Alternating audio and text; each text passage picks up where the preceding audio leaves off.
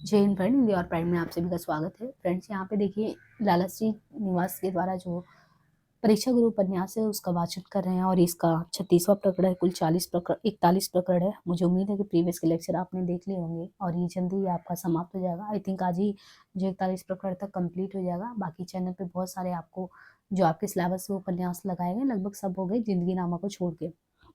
यहाँ पे देखिए प्रकरण 36 क्या है, धोखे की टट्टी।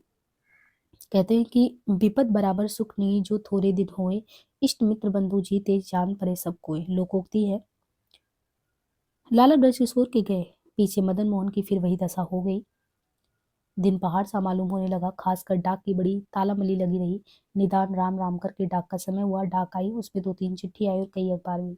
एक चिट्ठी आगरे के एक जौहरी की आई थी जिसमें जवाहरात की बिक्री बाबत लाला साहब के रुपए लेने थे और वो यो भी लाला साहब से बड़ी मित्रता जताया करता था। उसने लाला साहब की चिट्ठी के जवाब में लिखा था, आपकी जरूरत का हाल मालूम हुआ, मैं बड़ी उमंग से रुपए भेजकर इस समय आपकी सहायता करता तो मुझको बड़ा खेद है। इन दिनों मेरा बहुत रुपया जवाहरात पर लग रहा है, इसलिए मैं इस समय कुछ नहीं भेज सकता। आपने मुझको पहले से क्यों नहीं लिखा? अब जिस समय मेरे पास रुपया आवेगा मैं एक काम करूंगा, प्रथम आपकी सेवा में जरूर भेजूंगा। मेरी तरफ से आप भली भांति विश्वास रखना और अपने चित्त की सर्वथा धैर्य न खोने देना। परमेश्वर कुशल करेगा। ये चिट्ठी उस कपटी ने ऐसी लपेट से लिखी थी कि अनजान आदमी को यानी अनजान आदमी को इसके पढ़ने से लाला मदन मोहन के रुपए लेने का हाल सर्वथा नहीं मालूम हो सकता था। वो अच्छी तरह जानता था कि मदन मोहन का काम बिगड़ जाएगा तो मुझसे रुपए मांगने वाले कोई ना रहेगा। इस वास्ते उसने केवल इतनी ही बात पर संतोष नहीं किया, बल्कि वह गुप्त रीति से मदन मोहन के बिगड़ने की चर्चा फैलाने और उसको बड़े बड़े लेनदारों को भड़काने का उपाय करने लगा। हाय हाय, इस असार संसार में कुछ दिन की अनिश्चित आयु के लिए निर्भय होकर लोग कैसे घोर पाप करते हैं। दूसरी चिट्ठी मदन मोहन के एक और मित्र की थी और वो हर साल आकर महीने 20 रोज मदन मोहन के पास रहता था। इसलिए तरह तरह की सौगात के सिवाय उनकी खरीदारी में भी मदन मोहन के 500-700 रुपए सदैव खर्च हो जाया करते थे। उन्हें लिखा था कि मैंने बहुत सस्ता समझकर इस समय एक गांव 60,000 में खरीद लिया। मेरे पास इस समय 50,000 अंदाज मौजूद है, इसलिए मुझको महीने में 1.5 महीने के वास्ते 10,000 रुपए की जरूरत होगी। जो आप कृपा करके ये रुपए मुझको साहूकारी ब्याज पर दे देंगे तो मैं आपका बहुत उपकार मानूंगा। ये चिट्ठी मदन मोहन की चिट्ठी पहुंचते उसने आग नचेती करके लिख दी थी और मिति एक दिन पहले को डाल दी थी, जिससे भेद न खुलने पावे। मदन मोहन के तीसरे मित्र की चिट्ठी जो थी वो बहुत संक्षेप में थी। उसमें लिखा था कि आपकी चिट्ठी पहुंची, उसके पढ़ने से बड़ा खेद हुआ। मैं रुपए का प्रबंध कर रहा हूँ, यदि हो सकेगा तो कुछ दिन में आपके पास भेज दूंगा। इसके पास पत्र भेजने के समय रुपया मौजूद था, परंतु इसने ये पेंच रखा था कि मदन मोहन का काम बना रहेगा तो पीछे से उसके पास रुपए भेजकर मुफ्त में एहसान करेंगे और काम बिगड़ जाएगा तो चुप ही रहेंगे। उसको रुपए की जरूरत होगी तो कुछ नहीं देंगे और जरूरत नहीं होगी तो जबरदस्ती गले पड़ेंगे। इनके पीछे लाला मदन मोहन एक अखबार खोलकर देखने लगे तो उसमें एक लेख पे दृष्टि गया, सुसभ्यता का फल। लेख क्या था? सुसभ्यता का फल। हमारे शहर के एक जवान सुशिक्षित रईस की पहली उठान देखकर हमको ये आशा होती थी कि बल्कि हमने अपनी ये आशा प्रकट भी कर दी थी कि कुछ दिन में उसके कामों से कोई देशोपकारी बात जरूर होगी, परंतु खेद है कि हमारी वो आशा बिल्कुल नष्ट हुई, बल्कि उसके विपरीत भाव प्रतीत हुए। गिनती के दिनों में 3-4 लाख पर पानी फिर गया। विलायत में डरमोड़ी नामी एक लड़का ऐसा तीक्ष्ण बुद्धि हुआ था कि वो 9 साल की अवस्था में और विद्यार्थियों को ग्रीक और लैटिन भाषा की पाठ पढ़ाता था, परंतु आगे चलकर उसका चाल चलन अच्छा नहीं रहा। इसी तरह ये प्रारंभ से परिणाम विपरीत हुआ। हिंदुस्तानियों का सुधार न केवल दिखाने के लिए वह अपनी रीति भांति बदलने में सब सुसभ्यता समझते हैं, परंतु असल में अपने स्वभाव और विचारों के सुधारने का कुछ उद्योग नहीं करते। बचपन में उनकी तबीयत का कुछ कुछ लगाव इस तरह का मालूम होता भी था। मदरसा छोड़े पीछे नाम को नहीं दिखाई देता। दरिद्रियों को भोजन वस्त्र की फिक्र पड़ती और धनवानों को भोग विलास से अवकाश नहीं मिलता। पर देश उन्नति का विचार कौन करे, विद्या और कला की चर्चा कौन फैलाए? हमको अपने देश की दीन दशा पर दृष्टि करके किसी धनवान का काम बिगड़ता देखकर बड़ा खेद होता है, परंतु देश के हित के लिए तो हम यही चाहते हैं कि इस तरह पर प्रकट में नए सुधारों की झलक दिखाकर भीतर से दिया तले अंधेरा रखने वालों का भंडा जल्दी फोड़ दूं, जिससे और लोगों की आंखें खुले और लोग सिंह का चमड़ा ओढ़ने वाले भेड़ियों को सिंह न समझे। इस अखबार के एडिटर को पहले लाला मदन मोहन से अच्छा फायदा हो चुका था, परंतु बहुत दिन बीत जाने से मानो उसको कुछ असर नहीं था। जिस तरह हर एक चीज के पुराने पड़ने से उसके बंधन ढीले पड़ जाते, इसी तरह ऐसे स्वार्थ पर मनुष्यों के चित्त में किसी के उपकार पर, लेन देन पर, प्रति व्यवहार पर बहुत काल बीत जाने से मानो उसका असर कुछ नहीं रहता। जब उनके प्रयोजन का समय निकल जाता है तब उनकी आंखें सहसा बदल जाती है और तब वो किसी लायक होते हैं। तब उनके हृदय पर स्वेच्छाचार आ जाता है, तब उनके स्वार्थ में कुछ हानि होती है, तब वह पहले के बड़े से बड़े उपकारों को ताक में रखकर बैल लेने के लिए तैयार हो जाते हैं। सादी ने एक बात कही थी, करत खुशामद जो मनुष्य शो कुछ दे बहुलेख, एक दिवस पावे नहीं तो 200 दूषण दे। इस अखबार का एडिटर विद्वान था। विद्वान जो है, विद्या निसंदेह मनुष्य की बुद्धि को तीक्ष्ण करती, परंतु स्वभाव तो नहीं बदल सकती। जिस मनुष्य को विद्या होती है पर वह उस पर बर्ताव नहीं करता और बिना फल के वृक्ष की तरह निकम्मा है। लाला मदन मोहन इन लिखावटों को देखकर बड़ा आश्चर्य करते थे, परंतु इससे भी अधिक आश्चर्य की बात यह थी कि बहुत लोगों ने कुछ भी जवाब नहीं भेजा। उनमें कोई कोई तो ऐसे भी थे कि बड़ों की लकीर पर फकीर बने बैठे थे। यद्यपि उनके पास कुछ पूंजी नहीं थी, उनका कार व्यवहार थक गया था, उनका हाल सब लोग जानते थे। इससे आगे को भी कोई बुल हाथ लगने की कोई चिंता थी नहीं, परंतु ब्याह शादी में अब तक उधार लेकर द्रव्य लुटाते थे। उनसे इस अवसर पर सहायता की क्या उम्मीद थी? कितने ही ऐसे थे जिन्होंने केवल अपने फायदे के लिए धनवानों का सा ठाट बना रखा था। इस वास्ते वो मदन मोहन के मित्र नहीं थे, उनके द्रव्य के मित्र थे। वो मदन मोहन पर किसी न किसी तरह का छप्पर रखने के लिए उनका आदर सत्कार करते थे। इसलिए इस अवसर पर वह अपना पर्दा ढकने के हेतु मदन मोहन के बिगाड़ने में अधिक उद्योग न करे, इसी में उनका विशेष अनुग्रह था। इससे अधिक सहायता मिलने की उनसे क्या ही उम्मीद थी। कोई कोई धनवान ऐसे थे जो केवल हाकिमों की प्रसन्नता के लिए उनकी पसंद के कामों में अपनी अरुचि होने पर भी जी खोल कर रुपया दे देते थे, परंतु सच्ची देश उन्नति और उदारता के नाम फूटी कौड़ी नहीं खर्ची जाती। वह केवल हाकिमों से मेल रखने में अपनी प्रतिष्ठा समझते थे, परंतु स्वदेशियों की हानि लाभ का उन्हें कुछ विचार नहीं था। केवल हाकिमों में आने जाने वाले रईसों से मेल रखते थे और हाकिमों की हाँ में मिलाते थे। इस वास्ते साधारण लोगों की दृष्टि में उनका कुछ महत्व नहीं था। हाकिमों में आने जाने के हेतु मदन मोहन की उनसे जान पहचान हो गई थी, परंतु मदन मोहन का काम बिगड़ने से प्रसन्न थे। वो इस अवसर पर हाकिमों से मदन मोहन के हक में कुछ उलट पुलट न जड़ते, यही उनकी बड़ी कृपा थी। इससे बढ़कर उनकी तरफ से और क्या सहायता हो सकती थी। कोई कोई मनुष्य ऐसे भी थे जो उनकी रकम में कुछ जोखो ना हो तो मदन मोहन को सहारा देने के लिए तैयार थे, परंतु अपने ऊपर जोख उठाकर अपनी ऐसी डूबती नाव का सहारा लगाने वाला कोई नहीं था। विष्णु पुराण के इस वाक्य से उन सबके लक्षण मिलते थे। जाजत हूँ निज मित्र हित करे न स्वारथ दानी, 10 कौड़ी को कसर खाए न दुखिया जाने। निदान लाला मदन मोहन आज की डाक दे के पीछे बाहर के मित्रों की सहायता से कुछ कुछ निराश होकर शहर के बाकी मित्रों का मजाना देखने के लिए सवार हुए।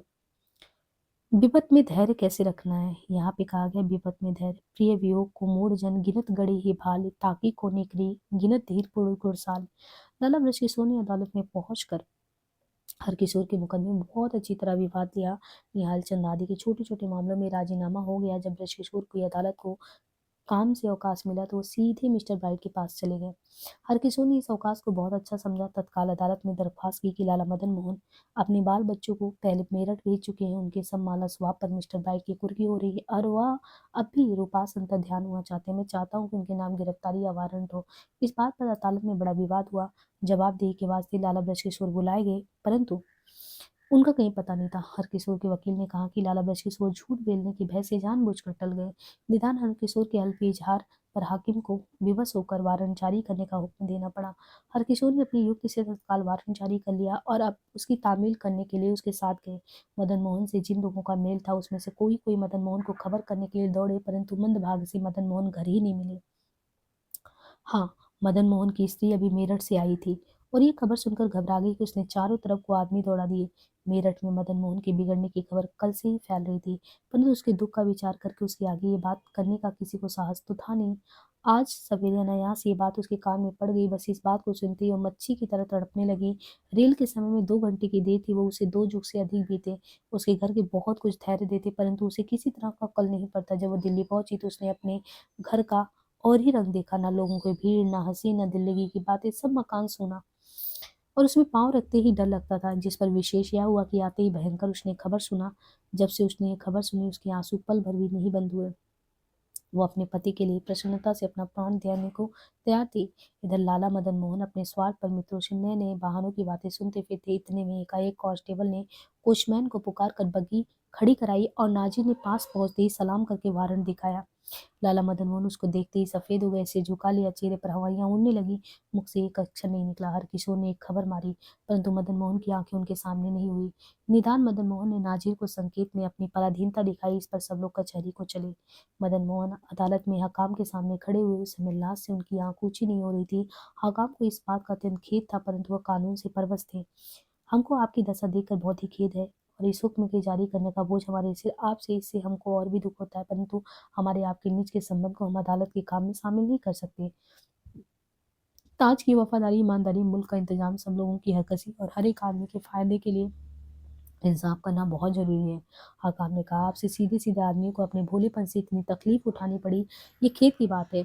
और मेरा जी ये चाहता है कि मुझसे हो सके तो मैं अपने निज से आपके कर्ज़ का इंतज़ाम करके आपको छोड़ दूँ, परंतु ये बात मेरे बूते से बाहर है। क्या आपके कोई ऐसे दोस्त नहीं हैं जो इस समय आपकी सहायता करें, या आप इंसॉल्वेंसी वग़ैरह की दरख्वास्त कर दो? ये वकील है जो है, वो दे के दशा जो है समझाता है। तो लाला मदन मोहन के मुख से कुछ अच्छा ना निकले, इस वास्ते थोड़ी देर पीछे हार कर उनको हवालात में भेजना पड़ा। इतने में लाला बृहस्पति आ गए। उनका स्वभाव बड़ा गंभीर था, परंतु बिना बादल के बिजली गिरने से तो वो भी सहम गए। उनको इतना तूल हो जाने का स्वप्न भी नहीं था, इसलिए वो थोड़ी देर कुछ नहीं समझ पाया। वो कभी इंसॉल्वेंसी का विचार करते तो कभी हरकिशोर की डिग्री का रुपया दाखिल करके मदन मोहन को तत्काल छुड़ा लेने की। पर इन बातों से उनके और पवन में अंतर आता था, इसलिए उनमें से कोई बात उस समय नहीं कर पाया। वो समझे कि ईश्वर की कोई बात युक्ति शून्य नहीं होती, कदाचित इसी में कुछ ही समझाओ, ईश्वर की अपार महिमा है। शेख सानी का हेनरी नामी अमीर बड़ा दुष्ट, क्रूर और न्यायी था। उसके स्वेच्छाचार से सब प्रजा त्राही त्राही कर रही थी, इसलिए उसको भी प्रजा से बड़ा भय रहता था। एक बार वो कुछ दुष्कर्म करके निद्रावश हुए उस समय उसने यह स्वप्न देखा कि वह का ग्राम में देवता उसकी ओर कुछ क्रोध आया और दया की दृष्टि से देख रहा था, और ये कह रहा था, ले अधम पुरुष, तेरे लिए ये आज्ञा हुई। ये कहकर उस ग्राम देवता ने लिपटा हुआ कागज हेनरी की तरफ फेंक दिया और अंतर ध्यान हो गया। हेनरी ने कागज खोल कर देखा तो उसे ये शब्द लिखे थे। छह के पश्चात हेनरी ने जग कर निश्चय समझा कि मैं 6 माह 6 दिन 6 अठवाड़े 6 मास या 6 वर्ष में अवश्य मर जाऊंगा। इससे हेनरी को अपने दुष्कर्मों का बड़ा पछतावा हुआ और 6 महीने तक मृत्यु भय से अत्यंत वो व्याकुल रहा, परंतु मृत्यु की अवधि छठे वर्ष समझकर समाधि से सत्कर्म करने लगा और अपने कुकर्मों के लिए सच्चे मन से ईश्वर की क्षमा चाही, और उसे पीछे केवल सत्कर्म करके प्रजा की प्रीति प्रतिदिन बढ़ता गया। उसकी पहली चाल से वो कड़वा फल उसको मिला था, जिससे बेचैन होकर वह गुमराह हो जाता। उसके बदले इस समय के आनंद की मिठास से उसका चित्त प्रफुल्लित रहने लगा, और जैसे जैसे वह पहले के कड़ू आपन से इस समय की मिठास का मुकाबला करता गया, वैसे ही उसका आनंद विशेष बढ़ता गया। उसके चित्त में कोई बात छिपाने के लायक नहीं रही, इससे उसके मन पर किसी तरह का बोझ भी नहीं हुआ। लोगों के जी में उसका विश्वास एक साथ बढ़ गया। बड़े बड़े राजा उसको अपना मध्यस्थ करने लगे, और 6 साल बीत गए जब वो अपने मन की घड़ी समझता था। ईश्वर की कृपा से उसी स्वप्न के कारण वह जर्मनी का राज करने का सबसे योग्य पुरुष समझा जाकर राज सिंहासन पर बैठ गया। इसलिए अब वह सूरत हो चुकी तो लाला मदन मोहन के चित्त पर उसका पूरा असर हो जाना चाहिए, क्योंकि जो बात 100 बार समझाते से लोग नहीं समझ में आते, वो एक बार की परीक्षा में भली भांत मन में बैठ जाते हैं, और इसी वास्ते लोग परीक्षा को परीक्षा गुरु मानते हैं। बस इतनी बात समझ में आते ही ब्रजकिशोर मदन मोहन को धैर्य देने के लिए उसके पास हवालात में गए। उसका मुंह उतर गया था, आंसू डबडबा रहे थे, लज्जा के मारे आंख ऊंची नहीं होती थी। आप इतने अधीर ना हो, इस बिना विचारी आफत आने से मुझको भी बहुत खेद हुआ, परंतु आप गई बीती बातों की याद करने से कुछ फायदा नहीं होता। लाला ब्रज कहने लगे, हर बात के बनते बिगड़ते रहने से मालूम होता है कि सर्वशक्तिमान परमेश्वर की इच्छा संसार का नक्शा एक सा बनाए रखने की नहीं है। देवताओं को भी दैत्यों से दुख उठाना पड़ता है, सूर्य चंद्रमा को भी ग्रहण लगता है। महाराज रामचंद्र जी और राजा नल राज हरिश्चंद्र युधिष्ठिर आदि बड़े बड़े प्रतापियों को भी हद से बढ़कर दुख झेलने पड़ते हैं। अभी 300 350 से वर्ष पहले दिल्ली के बादशाह जलालुद्दीन बाबर और हुमायूं ने कैसी कैसी तकलीफें उठाई थी। कभी वो हिंदुस्तान के बादशाह हो जाते, कभी उनके पास पानी पीने तक को नहीं होता था। और विलायतों में देखो, फ्रांस का सुयोग बादशाह चौथा हेनरी एक बार तो भूखा मरने लगा था, तो ये दिलासा देते हैं कि देखो, जो है दुख की घड़ी सुख की घड़ी सबके आते हैं। तो उसने एक पादरी से गवैयों में नौकर रखने की प्रार्थना की, परंतु उसके मंद भाग्य से वो भी नामंजूर हुआ। फ्रांस के 7वें लुई ने एक अपना बूट गांठने के लिए एक चमार को दिया था, तब उसकी गठवाई के पैसे उसकी जेब से नहीं निकले। इससे वो लाचार होकर वो बूट चमार के पास छोड़ दिया। और यहाँ क्या, अरसलीस को देखो, उन्होंने लोगों के जुल्म से विष पीकर अपने प्राण दिए, और उनके विद्वान बुद्धिमान राजाओं को काल चक्री की कठिनाई से अनेक प्रकार की असहनीय क्लेश को झेलना पड़ा, ये संसार छोड़ना पड़ा। इसलिए इस दुख सागर में जो दुख नहीं भोगना पड़े उसी का आश्चर्य है। जब अपने जीने का पल भर का भरोसा ही नहीं, तो फिर कौन सी बात का हर्ष और विषाद होना चाहिए। यदि संसार में कोई बात विचार करने का है, तो ये है कि हमारी इतनी आयु वृथा नष्ट हो गई, इसमें हमने कौन सा अच्छा काम किया। परंतु इस समय मैं भी कोरे पछतावे की निस्बत आगे के लिए समझ कर चलना अच्छा है, क्योंकि समय निकल जाता है। तुलसीदास जी विनय पत्रिका में लिखते हैं, लाभ कहाँ मानुष तन पायो, और काय बचन मन सपने को कबहु घटत ना काज परायो। जो सुख सुर पुर नरक गेह बन आवत बिनहि बुलावे, ती सुख कहे बहु यत्न करत मन समझत नहीं समझावे। परदारा पर द्रोह मोह बस किए मूढ़ मन भायो, गर्भबाज दुख राशि जतन तीव्र विपत्ति विसरायो। भय निद्रा मैथुन आहार सबके समान जग जायो, सुदुर्लभ तनि धरिन भजे हरिमद अभिमान गवायो। गई न निज पर बुद्धि सुधि, द्रव्य पर नहीं, हर एक अवस्था में मनुष्य के धर्म कर सकता है, अलबत्ता पहले उसको अपना स्वरूप यथार्थ जानना चाहिए। यदि अपने में भूल रह जाएगी तो धर्म अधर्म हो जाएगा और व्यर्थ दुख उठाना पड़ेगा।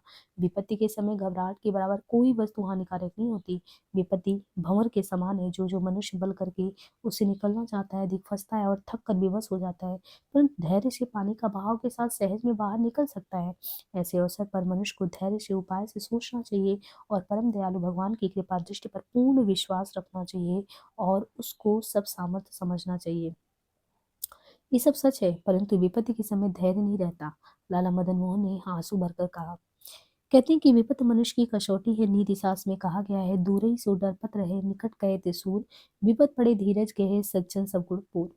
लाला बृहस्पतिसुर कहने लगे, महाभारत में लिखा है कि राजा बलि देवताओं से हार कर एक पहाड़ की कंदरा में जा छिपे।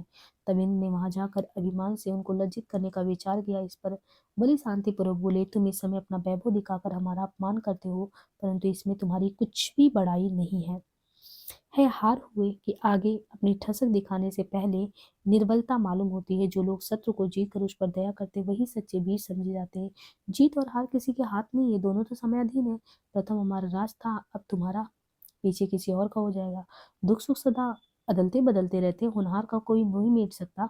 तुम भूल से इन वैभवों को अपना सकते हो, समझते हो ये किसी का नहीं है। पृथु एलमय और भीम आदि बहुत से प्रतापी राजा पृथ्वी पर हो गए, परंतु काल ने किसी को नहीं छोड़ा। इसी तरह तुम्हारा समय आवेगा, तब तुम भी नहीं रहोगे। इसलिए मिथ्याभिमान ना करो।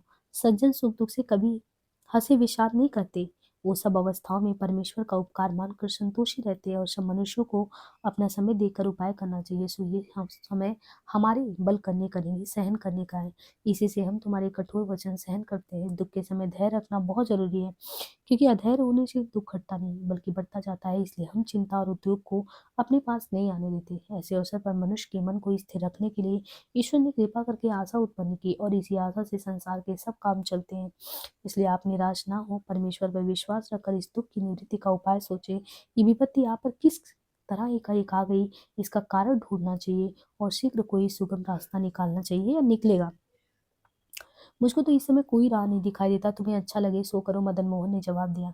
इतने में लाला बृहस्पतिसुर से आकर एक चपरासी ने आकर कहा, आपको कोई बाहर बुलाता है। इस पर वो बाहर चले गए। अब आगे का यहाँ पे अध्याय सच्ची प्रीति नाम से शुरू होता है। सच्ची प्रीति क्या है? धीरज धर्म मित्र अरुनारी, यापत काल परखिए चारी, तुलसी कृत। लाला बृहस्पतिसुर बाहर पहुंचे तो उनको कचहरी से कुछ दूर भीड़ भाड़ से अलग वृक्षों की छाया में एक सेज गाड़ी दिखाई दी। चपरासी उन्हें वहां ले गए तो उसमें मदन मोहन की स्त्री बच्चों समेत मालूम हुई। लाला मदन मोहन की गिरफ्तारी का हाल सुनते हुए बेचारी घबरा कर यहाँ आई। उसकी आंखों में आंसू नहीं थमते थे और उसको रोता देखकर छोटे छोटे बच्चे भी रो रहे थे।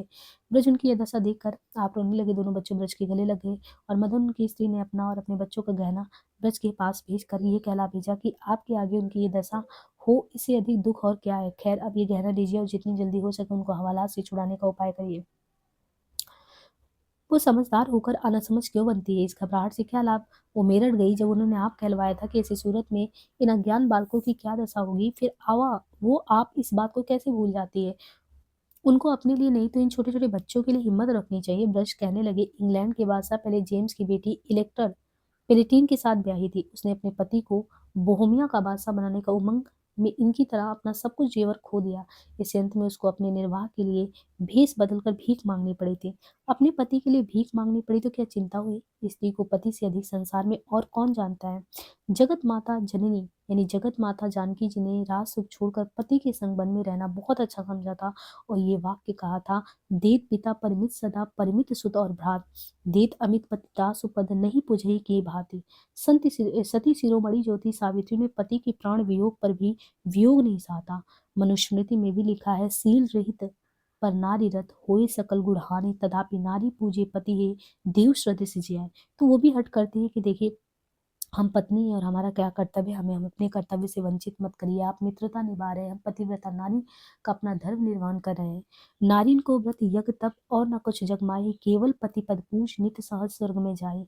पति के लिए गहना क्या, प्राण तक देने पड़े तो मैं बहुत प्रसन्न हूँ। हाय वो कैद रहे और मैं गहने का लालच करूं, वो दुख सहे और मैं चैन करूं।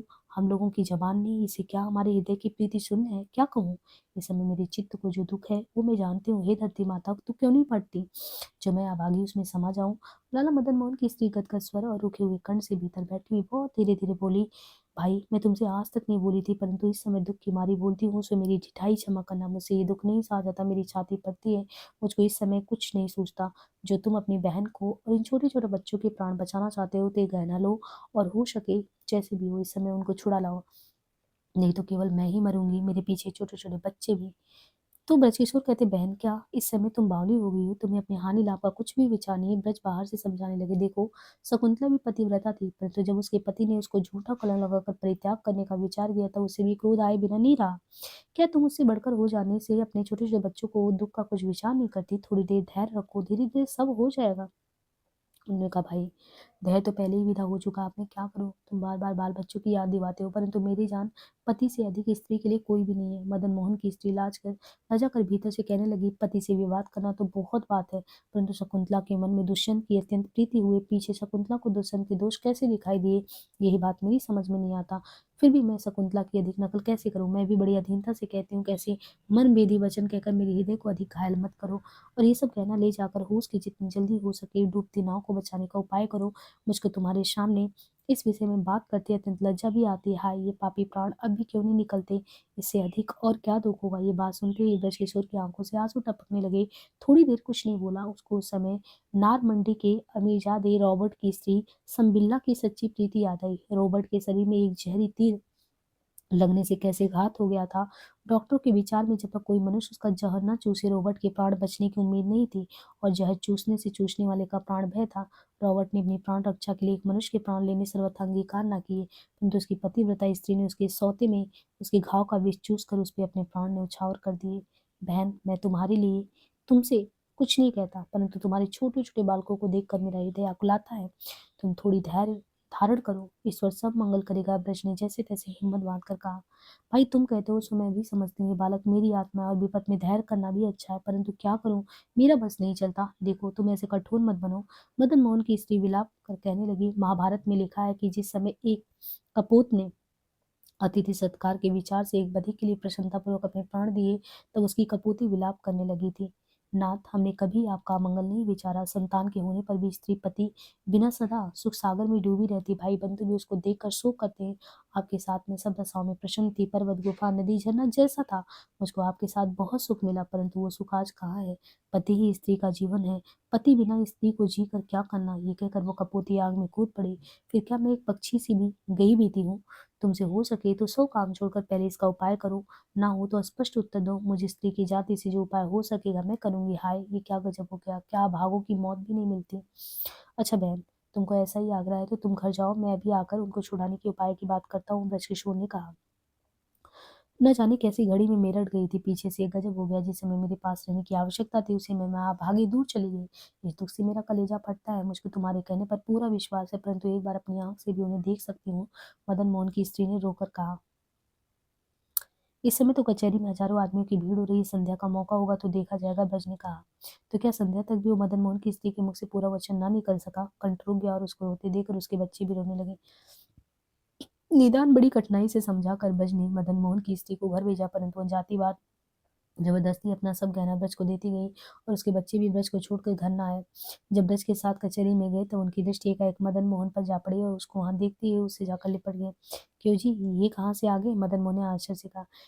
इनके मायके से साथ अभी मेरठ से आया। वो बेचारी आपको ये हाल सुनकर यहाँ दौड़ आई थी, सो मैंने उन्हें बड़ी मुश्किल से समझा बुझाकर घर भेजा। ब्रज ने जवाब दिया।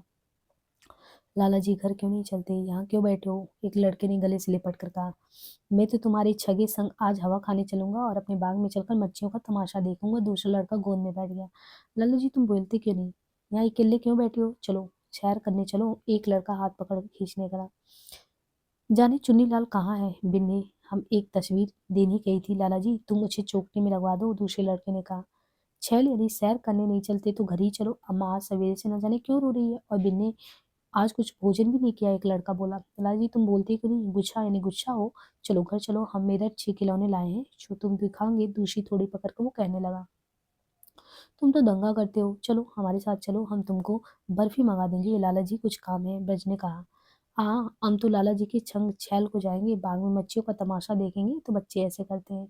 चलो हम तुम्हें पीतल की एक मछली खरीदेंगे, जो लोहे की सलाई दिखाते हो तुम्हारे पास दौड़ आएगी। ब्रज ने कहा, हम यूँ नहीं चलते, हम तो लाला जी के संग ही चलेंगे। अरे जब तक लाला जी घर नहीं जाएँगे, हम भी नहीं जाएँगे, कहकर दोनों लड़के मदन मोहन के गले से लिपट गए और रोने लगे। उस समय मदन मोहन की आँखों से आँसू टपक पड़े और ब्रज का जी भर आया। अच्छा तो तुम लोग लाला जी के पास खेलते रहो, मैं जाऊँ? ब्रज ने कहा, हाँ, तुम भले ही जाओ, हम अपने लाला जी के पास ही खेला करेंगे। और भूख लगी हो तो ब्रज ने पूछा, ये हमें बर्फी मंगा देंगे? छोटा लड़का उंगली से मदन मोहन को दिखाकर मुस्कुरा दिया। महाकवि कालिदास ने सच कहा है कि वे मनुष्य धन है जो अपने पुत्रों को गोद में लेकर उनके शरीर की धूल से अपनी गोद मैली करते हैं, और जब पुत्रों के मुख आकार हंसी से खुल जाते हैं तो उनके उज्जवल दांतों की शोभा देखकर अपना जन्म सफल करते हैं। ब्रज बोले, और उनके लड़कों के पास उनके रखवाले को छोड़कर आप अपने काम को चले गए। बच्चे थोड़ी देर प्रसन्नता से खेलते रहे, परंतु उनको भूख लगी, तब वो भूख के मारे रोने लगे, और वहां कुछ खाने को मौजूद था नहीं, इसलिए मदन मोहन का जीव से वह बहुत उदास हुआ। इतने में संध्या हुई, से हवालात का दरवाजा बंद करने के लिए पूरी सा पहुंची, तब तक उसने दीवानी हवालात और मदन मोहन ब्रज आदि का काम समझकर विशेष रोक टोक नहीं की, परंतु अब करनी ही पड़ी। वो छोटे छोटे बच्चे मदन मोहन के साथ घर जाने की जिद करते थे और जबरदस्ती हटाने से फूट फूट कर रोते थे। लोगों के हाथों से छूट छूट कर मदनमोहन के गले से जा लिपटते, इसलिए इस समय ऐसी करुणा छा रही थी कि सब आंखों से टप टप आंसू निकलने लगे। निदान उन बच्चों को बड़ी कठिनाई से रखवाले के साथ घर भेजा गया और अब हवालात का दरवाजा बंद हुआ। यहाँ पे प्रकरण जो है 39 शुरू होता है। प्रेत भय। कहते पियत रुधिर वेताल बल निश्चेरन सा साति पानी करत बमन बाबी कराल मत मंद मुदित घुरधानी सादे मांस कर ये भयंकर रूप दिखावा रू सदराव मत मत पुतना मांस भीत बस विवश मंजोगन नाच विविध गति। रसिक जीवन में संध्या का समय है, कचहरी के सब लोग अपना काम बंद करके घर को चलते जाते हैं। सूर्य के प्रकाश के साथ मदन मोहन की छूटने की आशा भी कम हो जाती। ब्रज ने अब तक कुछ उपाय भी नहीं किया, कचहरी बंद हुए पीछे कल तक कुछ नहीं हो पाया। रात को इसी छोटी सी कोठरी में अंधेरे के बीच जमीन पर दुपट्टा बिछाकर सोना पड़ेगा। कहाँ मित्र मिलापियों का वो जलसा, कहाँ पानी पियाने के लिए एक खिदमतदार तक पास भी नहीं। इन बातों के विचार से मदन मोहन व्याकुल हो गए। इसी विचार में संध्या हो गई, चारों तरफ अंधेरा, मकान मनुष्य शून्य हो गया, आसपास सब चीजें दिखनी बंद हो गई। मदन मोहन के मानसिक विचारों का प्रकट करना इस समय बहुत कठिन था। जब वो अपने बालकपन से लेकर इस समय तक के वैभव का विचार करता तो उसकी आंखों के आगे अंधेरा आ जाता।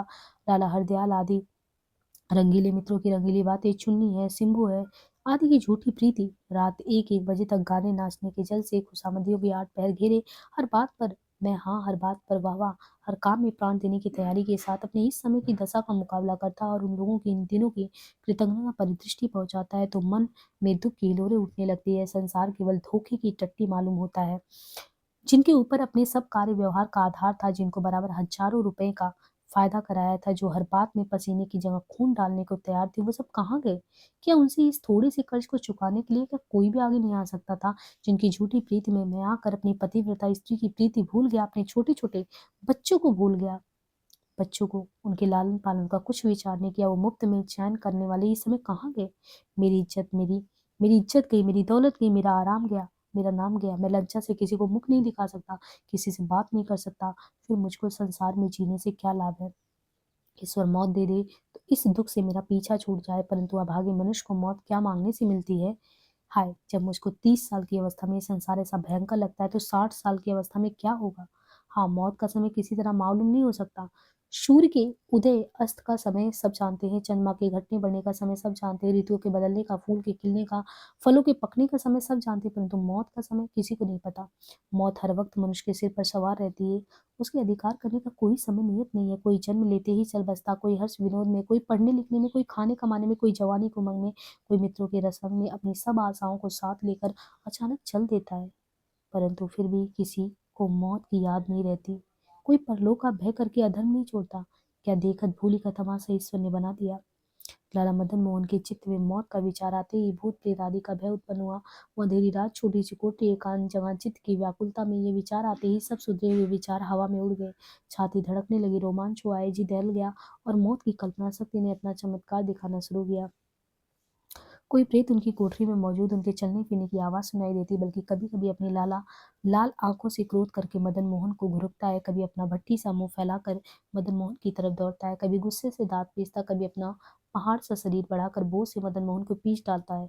कभी कांच के पर्दे फाड़ डाले और भयंकर स्वर से खिलखिलाकर हंसता है, कभी नाचता है, कभी गाता है, कभी ताल बजाता है और कभी जमदूत की तरह मदन मोहन को उसके कुकर्मों के लिए अनेक तरह दुर्वचन कहता है। लाला मदन मोहन ने पुकारने का बहुत उपाय किया, परंतु उनके मुख से भय के मारे एक अक्षर नहीं निकल सका। वो प्रेत मानो उनकी छाती पर सवार होकर उनका गला घोटने लगा। उनके भय से मदन मोहन अधमरे हो गए। उन्होंने हाथ पांव चलाने का बहुत उद्योग किया, परंतु कुछ नहीं हो सका। इस समय मदन मोहन को परमेश्वर की याद आई। जो मदन मोहन परमेश्वर की उपासना करने वालों को और धर्म की चर्चा करने वालों पर नास्तिक भाव से हंसा करता था और मनुष्य देह का फल केवल सांसारिक सुख बताता था, किसी तरह से छल छिद्र करके अपना मतलब निकालता था, बुद्धिमानी समझता था, वही मदन मोहन इस समय सब तरफ से निराश होकर ईश्वर की सहायता मांगता है। हाँ, आज इस रंगीले जवान की क्या दशा हो गई, इसका अभिमान कहाँ चला गया। जब इसका कुछ बस ही नहीं चला तो ये मूर्छित होकर पृथ्वी पर गिर पड़ा और कुछ देर यूं ही पड़ा रहा। जब थोड़ी देर पीछे इसे होश आया कि चित्त का उद्वेग कुछ कम हुआ तो क्या देखता है, उस भयंकर प्रेत के बदले एक स्त्री इसका सिर अपने गोद में लिए बैठी है और धीरे धीरे उसके पांव दबा रही है। अंधेरे के कारण मुख नहीं दिखाई दिया, परंतु उसकी आंखों से गरम गरम आंसू की बूंदें उसके मुख पर गिर रही और इन आंसुओं से ही मदन मोहन को चेत हुआ। इस समय लाला मदन मोहन की व्याकुल चित्त को दिलासा मिलने की बहुत जरूरत थी और ये स्त्री उन्हें दिलासा देने के लिए यहाँ पहुंची, परंतु मदन मोहन को इसे कुछ दिलासा मिला नहीं। वो इसे देखकर उल्टे डर गए। प्राणनाथ, आप कैसे हो? आपके चित्त में इस समय अत्यंत व्याकुलता है, वो मालूम होती है, इसलिए अपने चित्त को जरा समाधान कर अहिम्मत वादों में आपके लिए भोजन लाई हूँ, सो कुछ भोजन करके 2 घूंट पानी पियो, जिससे आपके चित्त का समाधान हो। इस छोटी सी कोठरी में अंधेरे के बीच आपको जमीन पर लेटे देखकर मेरा कलेजा फटता है, उस स्त्री ने कहा।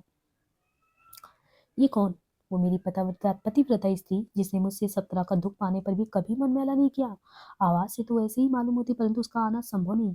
रात के समय कचहरी के बंद मकान में पुलिस के पहरे चौकी के बीच वो कैसे आ जाएगी? मैं जानता हूँ कि मुझको कोई छलावा चलता है। ये कहकर लाला मदन मोहन ने फिर आंखें बंद कर ली।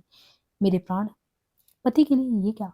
मुझको नर्क में भी जाना पड़े तो क्या चिंता, सच्ची प्रीति मार्ग को कोई नहीं रोक सकता। स्त्री को पति के संग कैद जंगल या समुद्र में जाने से ही कुछ भी भय नहीं है, परंतु पति के बिना सब संसार सूना। यदि सुख दुख के समय उसकी विवाहिता स्त्री उसके काम ही नहीं आए तो और कौन आएगा, उस स्त्री ने कहा। लाला मदन मोहन से थोड़ी देर कुछ नहीं बोला गया। न जाने उनके चित्त में किसी तरह का डर उत्पन्न हुआ, अथवा किसी बात के सोच विचार में अपना आप भूल गए, अथवा लज्जा से कुछ नहीं बोल पाया, और लज्जा भी थी तो अपनी मूर्खता से इस दशा में पहुंचने की थी, अथवा अपनी स्त्री के साथ ऐसे अनुचित व्यवहार करने की थी। परंतु लाला मदन मोहन के नेत्रों के आंसू निसंदेह टपकते थे और वह उसी स्त्री की गोद में सिर रख कर फूट फूट कर रो रहे थे। मेरी प्राण प्रीतम, आप उदास ना हो, जरा हिम्मत रखो। जो आपकी ये दशा होगी तो हम लोगों का पता नहीं क्या होगा। दुख सुख वायु के समान है, सदा अदलते बदलते रहते हैं। धैर्य ना हो, आपकी चित्त की स्थिरता पर हम सबका आधार है, उस स्त्री ने कहा। मुझे इस समय तेरे सामने आंख उठाकर नहीं देखा जाता, एक अक्षर नहीं बोला जाता।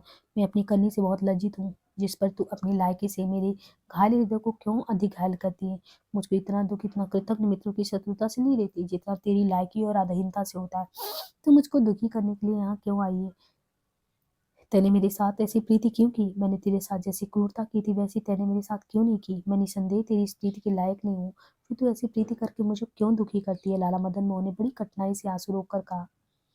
उन्होंने कहा, प्यारे प्राणनाथ, मैं आपकी हूँ और अपनी चीज पर उसके स्वामी को सब तरह का अधिकार होता है, जिस पर आप इतनी कृपा करते हैं तो ये तो बड़े सौभाग्य की बात है। वो स्त्री मदन मोहन की इतनी सी बात पर न्यौछावर होकर बोली। महाभारत में एक कपोती ने एक बधिक के जाल में अपने पति के फंसे पीछे उसके मुख से अपनी बड़ाई सुनकर कहा था कि हाँ, हमें कोई गुण हो या ना हो, जब हमारे पति हमसे प्रसन्न होकर हमारी बड़ाई करते तो हमारी बड़े भागिन होने में क्या संदेह है। जिस स्त्री से पति प्रसन्न नहीं रहते वो झुलसी हुई बेल के समान सदा मुरझाई रहती है। तेरी यही तो बातें हृदय विदीर्ण करने वाली है। मुझको क्षमा कर, मेरे पिछले अपराधों को भूल जा। मैं जानता हूँ कि मुझसे अब तक जितनी भूलें हुई उनमें से सबसे अधिक भूलें तेरे हक में हुई है। मैं एक हीरा को कंकड़ समझा, एक बहुमूल्य हार को सर्प समझकर मैंने अपने पास से दूर फेंक दिया।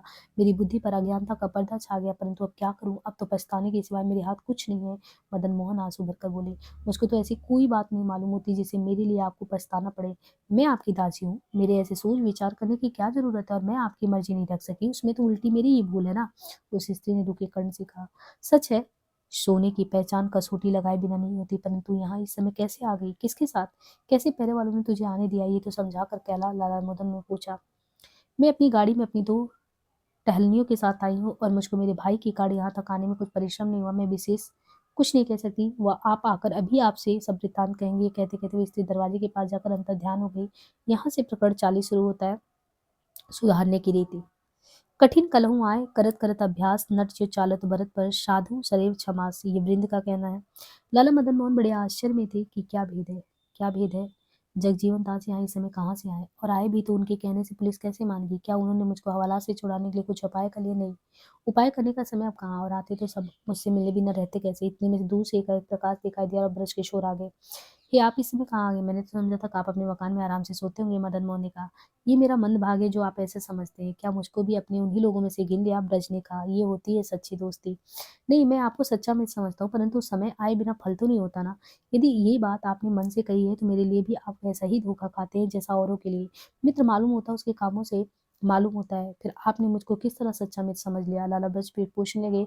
मैंने आपके मुकदमों में पैरवी की, जिसके बदले भरपेट महानताना लिया, और यदि आपके निकट उनके मेरे चाल चलन में कुछ अंतर हो तो इतना ही हो सकता है कि वो कच्चे खिलाड़ी थे, जरा सी हलचल होते ही भाग निकले। मैं अपना फायदा समझकर अब तक ठहरा रहा। जो लोग फायदा उठाकर इस समय मेरा साथ दी उनको भी मैं कुछ बुरा नहीं समझता, क्योंकि जिन पर मुझको बड़ा विश्वास था वो सब मुझे अधर धार में छोड़कर चले गए, और ईश्वर ने मुझको किसी लायक नहीं रखा। मदन मोहन ने कहकर रोने लगे।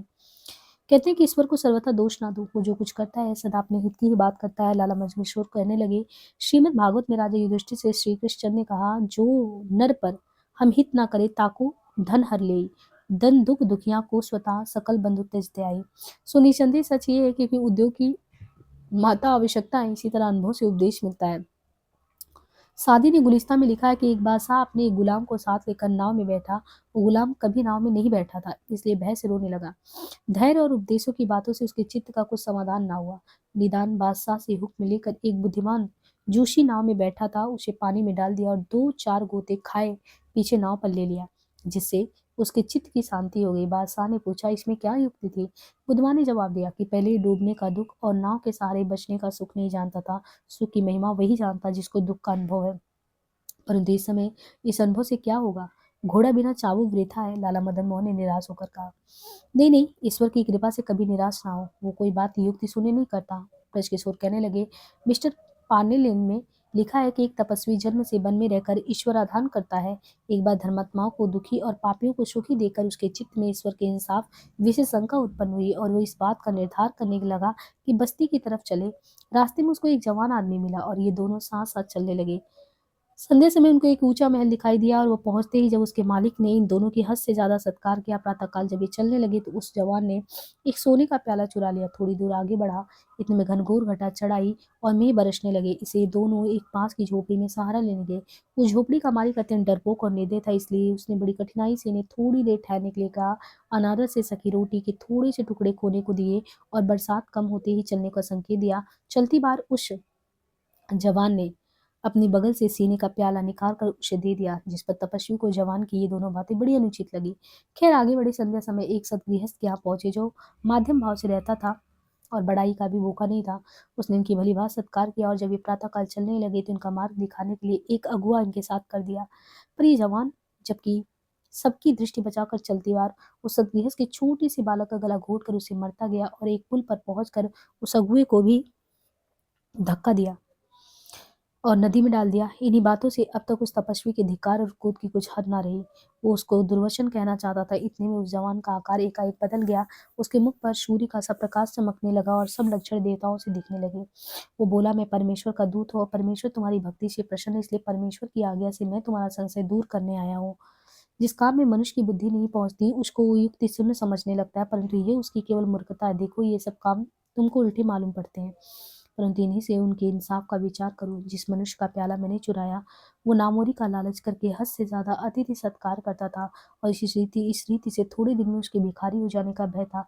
इस काम से उसकी वो उमंग कुछ कम होकर मुनासिब हद हो गई जिसको मैंने प्याला दिया। वो पहले अत्यंत कठोर और निठुर था, इस फायदे से उसको अतिथि सत्कार की रुचि हुई। जिस सदगृहस्थ का पुत्र मैंने मारा उसको मेरे मारने का वृतांत नहीं मालूम होगा, परंतु वह इन दिनों संतान की प्रीति में फंसकर अपने और कर्तव्य भूलने लगा। इससे उसकी बुद्धि ठिकाने आ गई। जिस मनुष्य को मैंने अभी उठाकर नदी में डाल दिया वो आज रात को अपने मालिक की चोरी करके उसे नाश किया चाहता था। इसलिए परमेश्वर के सब कामों पर विश्वास रखो और अपना चित्त सर्वथा निराश न होने दो। मुझको इस समय इस बात से अत्यंत लज्जा आती है कि मैंने आपके पहले हितकारी उपदेशों को वृथा समझकर उन पर कुछ ध्यान नहीं दिया।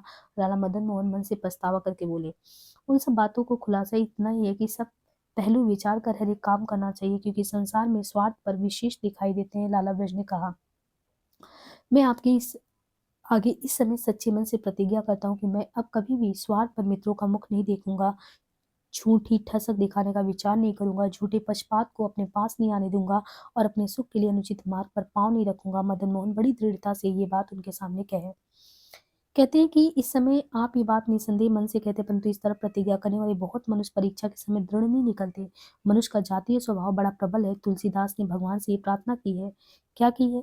मेरो मन हरि जो हठना ताजे, निस्दिन नाथ देहु सिख बहुविध करे स्वभाव निजे, ज्यों युति अनुभवति प्रसव अति दारुण दुख उपजे, वही अनुकूल विसर सुलसठ पुनि खल पतहि भाजे, लोलू भ्रमत गृह प्रसु ज्यों ज्यों तहाँ पद त्राण बजे, तदा भी अदम विचरत तेहि मारक कबहु न मुरले। हाँ, हायोकर विविध विधि अतिशय प्रबल अजय, तुलसीदास बस सोई तबई जब प्रेरक प्रभु बरजे। आदत की या सामर्थ्य को मनुष्य की इच्छा ना होने पर भी अपनी इच्छा अनुसार काम करा लेती है, धोखा देकर मन पर अधिकार कर लेती है।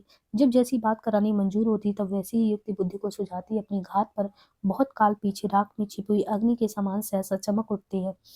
मैं गई बीती बातों को याद दिलाकर आपको इस समय दुखित नहीं किया चाहता, परंतु आपको याद होगी कि उस समय मेरी ये सब बातें चिकनाई पर बूट के समान कुछ असर नहीं करती थी। इसी समय ये समय निकल जाएगा तो मैं जानता हूँ कि ये सब विचार भी वायु की तरह तत्काल पलट जाएंगे। हम लोगों का लखोटिया ज्ञान है, वो आग के पास जाने से पिघल जाता है, परंतु उससे अलग होते ही फिर कठोर हो जाता है। इस दशा में जब इस समय का दुख भूलकर हमारा मन अनुचित सुख भोगने की इच्छा करे, तब हमको अपनी प्रतिज्ञा के भय से वो काम छिप कर करने पड़े और उनको छिपाने के लिए झूठी ठसक दिखानी पड़े, झूठी ठसक दिखाने के लिए वही स्वार्थ पर मित्रों का जमघट करना पड़े और उन पर स्वार्थ पर मित्रों का जमघट करने के लिए वो झूठा पक्षपात करना पड़े, तो क्या अरशद ब्रज ने कहा, नहीं नहीं, ये कभी नहीं हो सकता। मुझको उन लोगों से इतनी अरुचि हो गई कि मैं वैसे ही साहूकारी से ऐसी गरीबों की बहुत अच्छी समझता हूँ। क्या आपने आदत कोई नहीं बदल सकता? मदन मोहन ने जोर देकर कि आप ऐसा कह रहे हो, क्या मैं अपना आदत नहीं बदल सकता? मैं बदलूंगा, अब वो ऐसा नहीं रहूंगा। उन्होंने कहा, क्यों नहीं बदल सकता? मनुष्य के चित्त से बढ़कर कोई वस्तु कोमल और कठोर नहीं है। वो अपने चित्त को अभ्यास करके चाहे जो कर सकता है। कोमल से कोमल चित्त को मनुष्य कठिन से कठिन समय पड़ने पर झेल सकता है और धीरे से धीरे उसका अभ्यास ही हो जाता है। इसी तरह जब कोई मनुष्य अपने मन में किसी बात की पक्की ठान लेना, तो उसका हर वक्त ध्यान बिना रखे उस पर अंत तक दृढ़ रहे, तो वो कठिन कामों को सहज कर सकता है। परंतु पक्का विचार किए बिना कुछ नहीं हो सकता। ब्रज ने कहा, मतलब ब्रजकिशोर कहे, कहते हैं कि इटली का प्रसिद्ध कवि पिट्रॉक लोरा नामी एक पराश्री पर यानी पर स्त्री पर मोहित हो गया। कौन? कवि पोट्राक। इसलिए वो किसी न किसी बहाने से उसके सन्मुख जाता और अपनी प्रतिभा भरी दृष्टि पर उस पर डालता, परंतु उसकी प्रतिभा उसके पतिव्रता से उसके आगे अपनी प्रीति प्रकट नहीं कर पाता। लोरा ने उसके आगे भाव समझाकर उसको अपने पास से दूर रहने के लिए कहा और पिट्रॉक ने भी अपने चित्त से लोरा की याद भूलने के लिए दूर देश का सफर किया, परंतु लोरा का ध्यान क्षण भर के लिए उसके चित्त से अलग नहीं हुआ। एक तपस्वी ने बहुत अच्छी तरह उसको अपना चित्त अपने बस में रखने के लिए समझाया, परंतु लोरा को एक दृष्टि देखते ही पेट्रा के चित्त से वो सब उपदेश हवा में उड़ गए। लोरा की इच्छा ऐसी मालूम होती थी कि पेट्रा उससे प्रीति रखे, परंतु दूर की प्रीति रखे। जब पेट्रॉक का मन कुछ बढ़ने लगता तो अत्यंत कठोर हो जाती, परंतु जब उसको उदास और निराश देखती तब कुछ कृपा दृष्टि करके उसका चित्त बढ़ा देती। इस तरह अपने पतिव्रत में किसी तरह का धब्बा लगाए बिना लोरा ने 20 वर्ष निकाल दिए। पेट्रॉक बोराना शहर में था। उस समय एक दिन लोरा उसे स्वप्न में दिखाई दी और बड़े प्रेम से बोली कि आज मैंने इस आसार संसार को छोड़ दिया। एक निर्दोष मनुष्य को संसार छोड़ती बार सच्चा दुख मिलता है और मैं ईश्वर की कृपा से उस सुख का अनुभव करती हूँ, परंतु मुझको केवल तेरे वियोग का दुख है, तो क्या तू मुझसे प्रीति रखती है? पेट्रॉन ने पूछा। सच्चे मन से लोरा ने जवाब दिया और उसका उस दिन मरना सच निकला। अब देखिए कि एक कोमल चित्त स्त्री अपने प्यार की इतनी अधीनता पर 20 वर्ष तक प्रीति की अग्नि को अपने चित्त में दबा सकी और सर्वथा प्रबल ना होने दिया। फिर क्या हम लोग पुरुष होकर भी अपने मन की छोटी छोटी कामनाओं के प्रबल होने पर उन्हें नहीं रोक सकते? और भी कहते हैं कि यूनान के प्रसिद्ध वक्ता थे डिमोस्ट्रेज। उनको पहले पूरा सा बोलना नहीं आता था। उसकी जबान तोतली थी और जरा सी बात कहने में उसका दम भर आता, तो बड़े बड़े उस्तादों की वक्तृता का ढंग देखकर उनकी नकल करने लगा और दरिया के किनारे ऊंची टेकड़ियों पर मुंह में कंकर भरकर बड़ी देर देर तक लगातार छन बोलने लगा, जिससे उसका तुतलाना और दम भरना ही नहीं बंद हुआ, बल्कि लोगों के हल्ले को दबाकर आवाज देने का अभ्यास भी हो गया। वो वक्तृता करने से पहले अपने चेहरे का बनाव देखने के लिए कांच के समान खड़े होकर अभ्यास करता और उसको वक्तृता करके कंधे ऊंच की आदत पड़ गई। इस अभ्यास के समय दोनों उतार हथियार अपने कंधे से जरा ऊंचे लटकाए रखता। उनके डर से कंधे ने उचकने पाए। इसने अपनी भाषा में प्रसिद्ध इतिहास करता ट्यूसी टाइगर्स का जोरस लाने के लिए उसके लेख की 8 नकल अपने हाथ से किया था। इंग्लैंड का बादशाह 5वां हेनरी जब प्रिंस ऑफ वेल्स युवराज का था तब इतनी बदचलनी में फंस गया था और उसकी संगति के सब आदमी ऐसे नालायक थे कि उसके बादशाह होने पर बड़े जुल्म होने का भय सब लोगों के चित्त में समा रहा था। जिस समय इंग्लैंड के चीफ जस्टिस काश गोइन ने उसके अपराध पर उसे कैद किया था तो खास उसके पिता ने इस बात से अपनी प्रसन्नता प्रकट की थी, शायद इस रीति से वह खुश रह जाए। परंतु जब वो शहजादा बादशाह हुआ और राज का भार उसके सिर पर पड़ा तो उसने अपनी सब रीति भांति एकाएक बदल दी। इतिहास में वो एक बड़ा प्रामाणिक और बुद्धिमान बादशाह समझा गया। उसने राज पाते ही अपनी जवानी के सब मित्रों को बुलाकर साफ कह दिया था कि मेरे सिर राज का बोझ आ पड़ा है, इसलिए मैं अपना चाल चलन सुधारना चाहता हूँ, सो तुम भी अपना चाल चलन सुधार लो। आज पीछे तुम्हारी कोई बदचलनी मुझको मालूम होगी तो मैं तुम्हें पास नहीं पटकने दूंगा। उससे हेनरी ने बड़े योग्य, धर्मात्मा, अनुभवी और बुद्धिमान आदमियों की काउंसिल बनाई हुई इंसाफ की अदालतों में से संदिग्ध मनुष्य को दूर करके उनकी जगह बड़े ईमानदार आदमी नियत के, खासकर अपने कैद करने वाले गोसाई की उनकी बड़ी प्रतिष्ठा करके उससे कहा कि जिस तरह तुमने मुझको स्वतंत्रता से कैद किया था उसी तरह सदा स्वतंत्रता से इंसाफ करते रहना। मेरे चित्त पर आपके कहने का इस समय बड़ा असर होता है और मैं अपने अपराधों के लिए ईश्वर से क्षमा चाहता हूँ। मुझको उस अमीरी के बदले इस कैद में अपनी भूल का फल मानने से अधिक संतोष मिलता है। मैं अपने स्वेच्छाचार का मजा देख चुका हूँ। अब मेरा इतना ही निवेदन है कि आप प्रेम विवश होकर मेरे लिए किसी तरह का दुख नहीं उठाएं और अपना नीति मार्ग न छोड़ें। मदन मोहन ने दृढ़ता से कहा।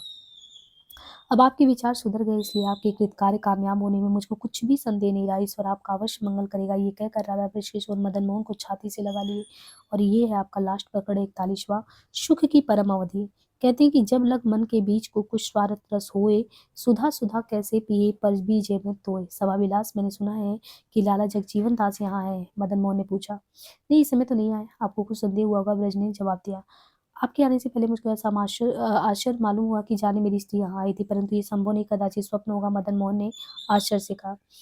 क्या केवल इतनी ही बात को आपको आश्चर्य है? देखिए, चुन्नी और शंभुदयाल पहले बराबर मेरी निंदा करके आपका मन मेरी तरफ से बिगाड़ते थे, बल्कि आपके लेनदारों को भड़काकर आपके काम बिगाड़ने तक का दोषारोपण मुझ पे करते, परंतु फिर उस चुन्नीलाल ने आपसे मेरी बड़ाई की और आपसे मेरी सफाई करके आपको मेरे मकान में लिवा लाया। आपकी तरफ से मुझसे क्षमा मांगी, मुझे फायदा पहुंचाकर प्रसन्न रखने के लिए आपको सलाह दी और अंत में मेरा आपका मेल करवाकर चुन्नी समुदयाल दोनों अलग गए। उसी समय मेरठ से जगजीवन आकर आपके घर को लिवा ले गए। आपके घर को लिवा ले गए। मैंने जन्म भर आपसे रुपए का लालच नहीं किया था, सो 3 दिन में ऐसे कठिन अवसर पर ठगों की तरह पॉकेट चेन, हीरे की अंगूठी और बाली ले ली। एक छोटी सी लेनार की डिग्री में आपको इतनी देर यहाँ रहना पड़ा। इन बातों से आपको कुछ आश्चर्य नहीं होता? इनमें कोई बात भेद का नहीं बल्कि मालूम होता है। लाला ब्रज ने पूछा। आपके कहने से इस मामले में इस समय निस्संदेह बहुत सी बातें आश्चर्य की मालूम होती हैं और किसी किसी बात का कुछ कुछ मतलब भी समझ में आता है, परंतु सब बातों के जोड़ तोड़ पूरे नहीं मिलते और मन भरने के लायक कोई कारण समझ में नहीं आता। यदि आप कृपा करके इन बातों का भी समझा देंगे तो मैं आपका बड़ा उपकार मानूंगा। मदन मोहन ने कहा। उपकार मानने के लायक मुझसे आपकी कौन सी सेवा बन पड़ी है? लाला ब्रज ने जवाब दिया और अपनी बगल से बहुत से कागज और एक पोटली निकाल कर लाला मदन मोहन के आगे रख दी। इन कागजों में मदन मोहन के लेनदारों की तरफ से अंदाजन 50,000 रुपए के राजीनाम, फरक्ती और रसीद वगैरह थी और मिस्टर राइट का फैसलानामा था जिसमें 35,000 पर उसे फैसला हुआ था और मिस्टर रसल की रकम उसके दोने में यानी देने में लगा दी और मिस्टर राइट की बेची हुई चीजों में से जो चीज फेरनी चाहिए वो बराबर दामों में फेर देने की शर्त ठहर गई थी। उस पोटली में 15-20 हजार का गहना था। लाला मदन मोहन ये देखकर आश्चर्य से थोड़ी देर कुछ बोले नहीं, फिर कठिनाई से केवल इतना कहा। मुझको अब तक जितनी आश्चर्य की बातें मालूम हुई थी उन सब में ये बढ़कर है। जितना असर आपके चित्त पर होना चाहिए था परमेश्वर की कृपा से हो चुका, इसलिए अब छिपाने की कोई जरूरत नहीं होती। लाला बचकिशोर कहने लगे। आप किसी तरह का आश्चर्य न करें। इन सब बातों का वेद यह है कि मैं ठेठ से आपके पिता के उपकार में बद रहा हूँ। जब मैंने आपकी राह बिगड़ती देखी तो यथाशक्ति आपको सुधारने का उपाय किया, परंतु वो सब वृथा गया। जब हरिसोज के झगड़े का हाल आपके मुख से सुना तो मुझको प्रतीत हुआ कि अब रुपए की तरी नहीं रही। लोगों का विश्वास उठता जाता और गहने गांठे के भी ठिकाने लगने की तैयारी। आपकी स्त्री बुद्धिमान होने पर भी गहने के लिए आपका मन ना बिगाड़ेगी।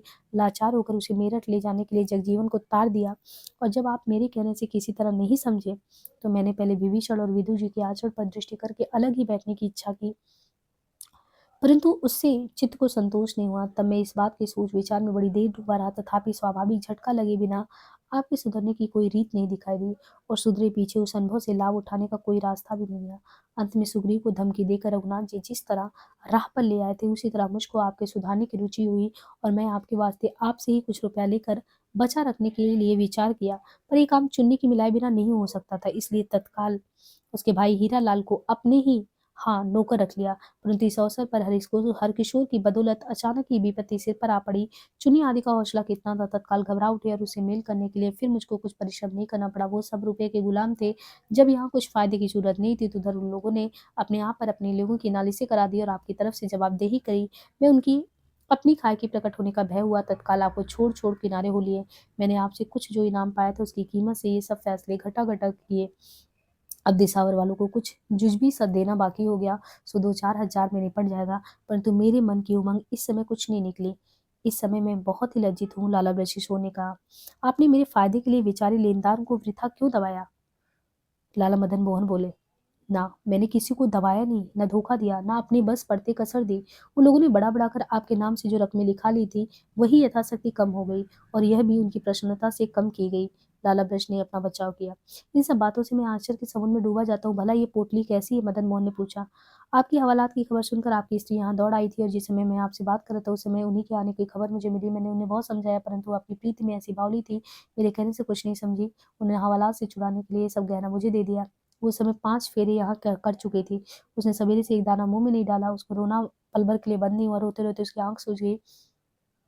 उसकी एक-एक बात याद करने से कलेजा फटता और आप ऐसी सुपात्र स्त्री पति होने से निस्संदेह बड़े भाग्यशाली हो। लाला ब्रज ने आँसू भरकर कहा। भाई जब उसने उसी समय तुमको ये गहना दे दिया था, तो फिर मेरी छुड़ाने में देर क्यों हुई? लाला मदन मोहन ने संदेह करके पूछा।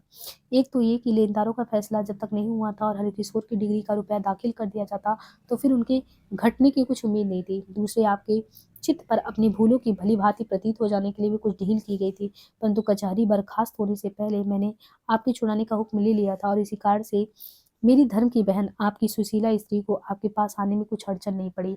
हाँ, मैंने आपका अभिप्राय जाने बिना मिस्टर ब्राइट से उनकी चीज़ें फेरने का वचन कर लिया है। ये बात कदाचित आपको बुरी लगी हो। लाला ब्रज ने मदन मोहन का मन देखने के लिए कहा। हरगिज़ नहीं, इस बात को तो मैं मन से पसंद करता हूँ, झूठी भड़क दिखाने में कुछ शान नहीं। आई बहू आए काम, गई बहू गए काम की कहावत बहुत ठीक है और मनुष्य अपने स्वरूप के अनुसार प्रामाणिकपन से रहकर थोड़ी खर्च में भली-भाँति जीवन निर्वाह कर सकता है। उन्होंने संतोष से ये कहा, तो जो बड़ी सीख देना चाहते थे, वो सीख इनको फिलहाल मिल ही गया है। अब तो आपके विचार बहुत ही सुधर गए हैं। एब्डोलू मीन्स को गरीबी से एकाएक साइडोनियो के सिंहासन पर बैठाया गया तब उसने सिकंदर से यही कहा था कि मेरे पास कुछ नहीं था। जब मुझको विशेष आवश्यकता भी नहीं थी तब मेरा वैभव बढ़ेगा, वैसे ही मेरी आवश्यकता भी बढ़ जाएगी। कच्चे मन के मनुष्य को अपने स्वरूप के अनुसार बर्ताव रखने में ही जाहीदारी की झूठी झिझक रहती है। इसी से वो लोग जगह-जगह ठोकर खाते परंतु प्रामाणिकपन से उचित उद्योग करके मनुष्य हर हालात में सुखी रह सकता है। ब्रज ने कहा। क्या चुन्नी और शंभू आदि को उनकी बदचलनी का कुछ मजा दिखाया जाएगा? मदन मोहन ने कहा। किसी मनुष्य की रीति भांति सुधरे बिना उसे आगे का काम नहीं लिया जा सकता, परंतु जिन लोगों को सुधारना अपने बूते से बाहर हो उनसे काम काज का संबंध नहीं रखना ही अच्छा है। और जब किसी मनुष्य से ऐसा संबंध ना रखा जाए तो उसके सुधारने का बोझ सर्वशक्तिमान परमेश्वर अथवा राज्य अधिकारियों पर समझकर उसे द्वेष और बैर रखने के बदले उसकी हीन दशा पर करुणा और दया रखना सज्जनों के विशेष शोभित काम है। लाला ब्रज ने जवाब दिया। मेरी मूर्खता से मुझ पर जो दया दुख पड़ना चाहिए पड़ चुका। अब अपना झूठ बचाव करने से कुछ फायदा नहीं होता। मैं चाहता हूँ कि सब लोगों के हित निमित्त इन दिनों का सब वृत्तांत छपवा कर प्रसिद्ध कर दिया जाए। मदन मोहन ने कहा। इसकी क्या ज़रूरत है? संसार में सीखने वालों के लिए बहुत से सत्याशास्त्र पड़े हुए हैं, नहीं सत्यशास्त्र। लाला ब्रज ने अपने संबंध विचार कर कहा। नहीं, सच्ची बातों में ले जाने का क्या काम? मेरी भूल प्रकट हो तो मैं मन से चाहता हूँ कि मेरा परिणाम देखकर और लोगों की आंखें खुली रहे। इस अवसर पर जिन जिन लोगों से मेरी जो बातचीत हुई है वो भी उसमें लिखा जाए। लाला मदन मोहन उमंग से बोले। धन्य लाला साहब धन्य, अब तो आपके सुधरे हुए विचार हद के दर्जे पर पहुंच गए हैं। लाला ब्रज ने गदगद वाणी से कहा। औरों के दोष देखने वाले बहुत मिलते हैं, परंतु जो अपने दोषों को यथार्थ जानता हो, जानबूझकर उनका झूठा पक्ष ना करता हो, बल्कि यथाशक्ति उनके छूने का उपाय करता हो, वही तो सच्चा सज्जन है।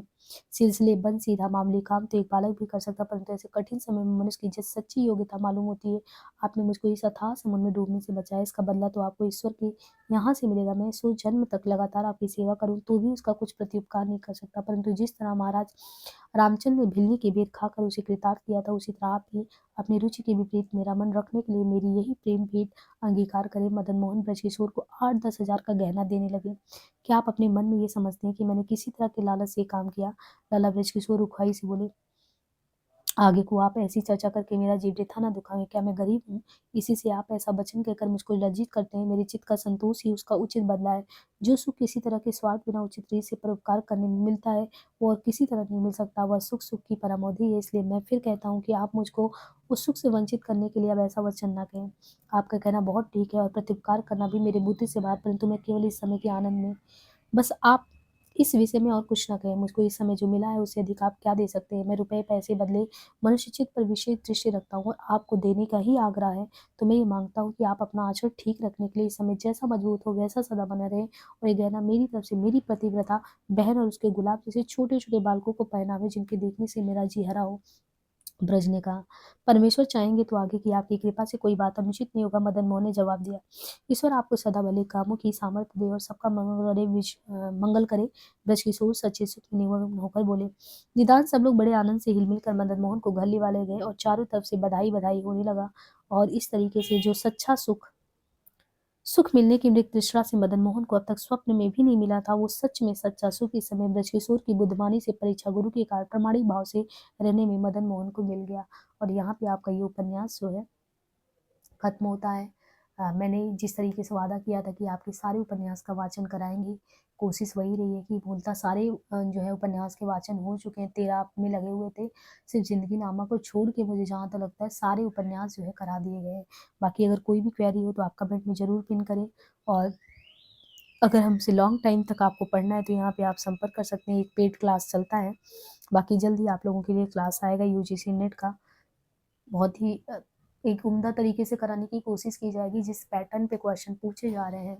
ये नहीं कि बस फटाफट करा दें, बस उसके लिए आपके पास 4-6 महीने हो फिर हमसे जुड़ें। आज के लिए इतना ही, धन्यवाद।